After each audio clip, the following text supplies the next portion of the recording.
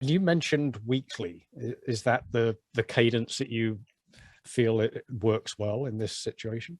Some people, they think, well, the more content I put out, the quicker people will find me, and that is true. But you'll burn out and your audience will burn out.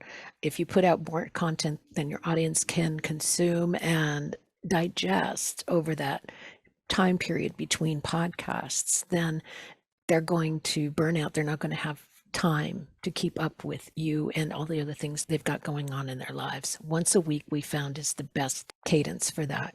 Yeah. And what about if you're going to take a couple of weeks off? What do you do with regards to content? Because you're not going to be able to live stream or.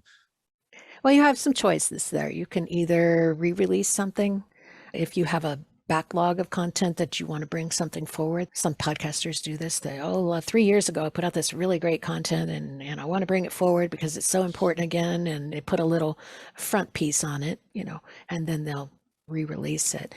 A lot of times what we do is we'll just say, we're not going to be here next week because we're going on vacation. And people are like, okay, cool.